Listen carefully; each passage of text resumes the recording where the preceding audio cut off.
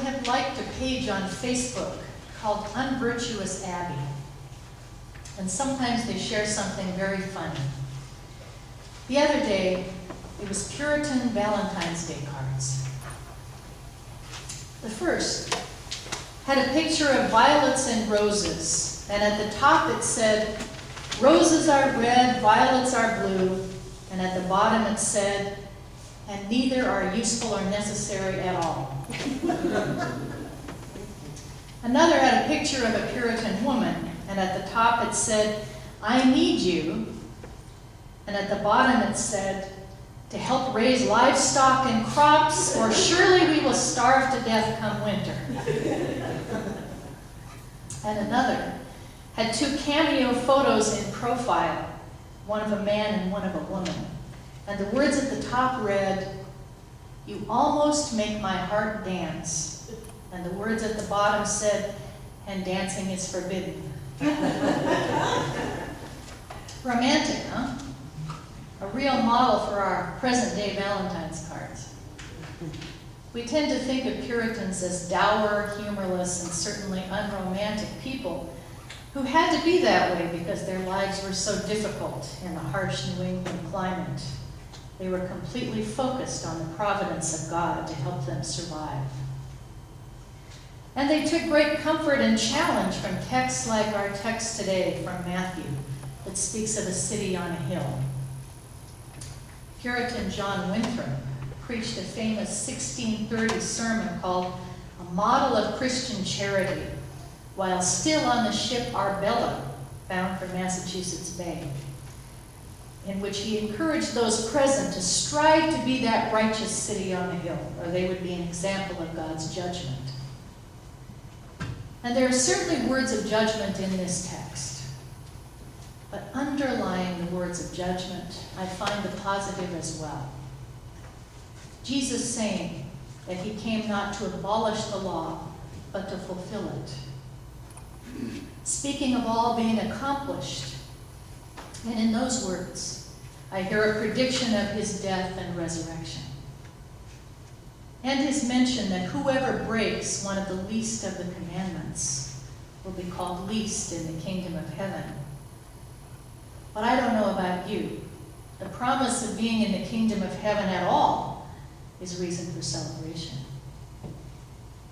This text comes around every 3 years, and it's filled with phrases that we know by heart. You are the salt of the earth. You are the light of the world. A city built on a hill cannot be hid. Let your light shine before others. It comes right after the Beatitudes in Matthew's Gospel.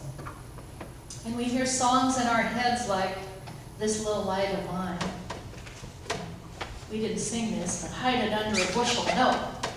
We all learned that as kids, right?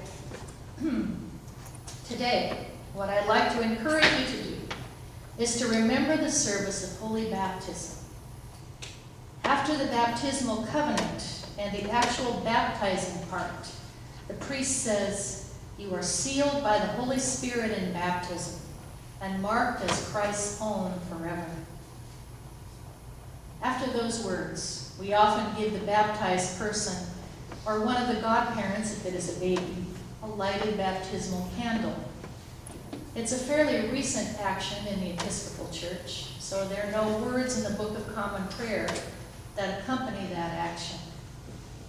But in the Lutheran service, the pastor has the option of saying, "Let your light so shine before others that they may see your good works and glorify your Father in heaven." These words come from this passage in the Bible, and I've used them in some baptisms here at St. Francis. And the interesting thing about those words is we are saying them to a person of any age who's been made Christ's own through the Holy Spirit and water.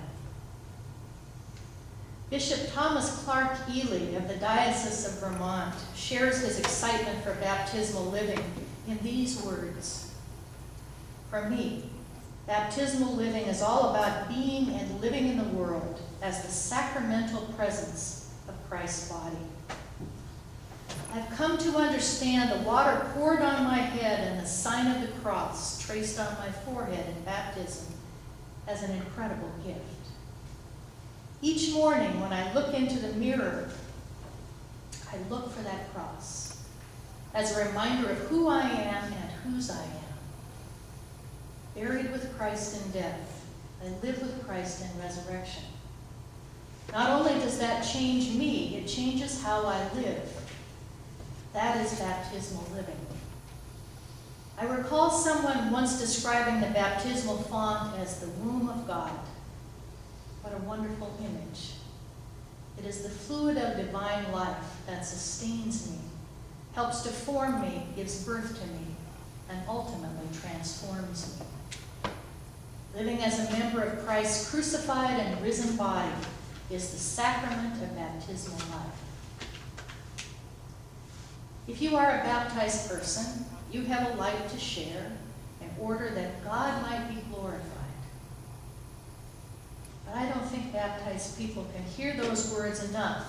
Hear them again, and this time and place, directed at you. Let your light so shine before others that they may see your good works and glorify your Father in heaven.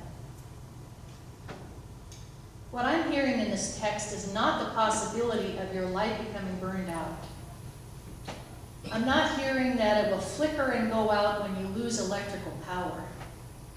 It's not dependent on that type of power. The Holy Spirit is within you, always powering that light. The only thing you could do to impede it is to hide it, to decide not to keep the promises you make with God's help in the baptismal covenant. But still, even if impeded, that light is still there. A few weeks ago, in the All Ages sermon, I pointed out to the kids that Jesus is always with us, that Jesus is here with us in the church and goes with us when we go home. And I asked all of you, what have you noticed that you really like about St. Francis? And someone answered, the light coming in the stained glass windows. Well, it's hard to see today, but it was beautiful and it is beautiful. I agree, our stained glass windows are works of art, and we give thanks for the God-given gifts of Jeanette Fry Carson.